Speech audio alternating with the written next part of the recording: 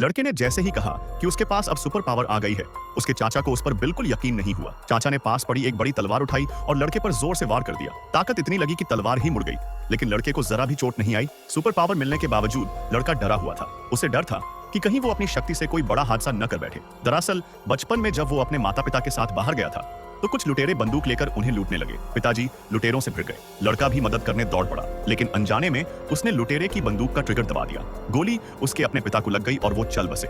गिरा हुआ street light भी उसकी मां पर गिर पड़ा और मां की भी जान चली गई। इस हादसे ने उसके दिल में गहरा डर बैठा दिया। इसलिए अब जब उसके पास सुपर पावर थी तब भी वो डरता था कि कहीं वो फिर से कुछ गलत न कर बैठे। उसके चाचा लाओबाई को लड़के का डर समझ में आ गया। उन्होंने लड़के को समझाया कि शक्ति जितनी बड़ी होगी जिम्मेदारी भी उतनी ही बड़ी होगी। यह सुनकर लड़के की आंखें खुल गईं, लेकिन अब समस्या थी कि वो अपनी शक्ति को कैसे कंट्रोल करे। तभी एक दिन एक गंजा आदमी जो व्हील चेयर पर बैठा था उससे मिलने आया। उसने दावा किया कि वो लड़के को उसकी शक्ति पर काबू पाना सिखा सकता है। लड़का थोड़ा संदेह में था, लेकिन फिर भी उसके साथ चला गया। वो एक स्कूल पहुंचा जहां सभी बच्चे किसी न किसी तरह की सुपर पावर रखते थे। कोई दीवारों से गुजर सकता था, कोई अपनी आंखों से लेजर बीम निकाल सकता था, और यहाँ तक कि वोल्वरिन का बेटा भी वहीं पढ़ता था। प्रोफेसर ने लड़के को बताया कि सुपर हीरो बनने की पहली शर्त होती है अपनी एक खास पोशाक बनाना। लड़के ने रात भर जागकर अपनी ड्रीम ड्रेस डिजाइन की। जल्द से ही उसकी गहरी हरी रंग की पोशाक तैयार हो गई और वो ड्रैगन फ्लाई मैन बन गया।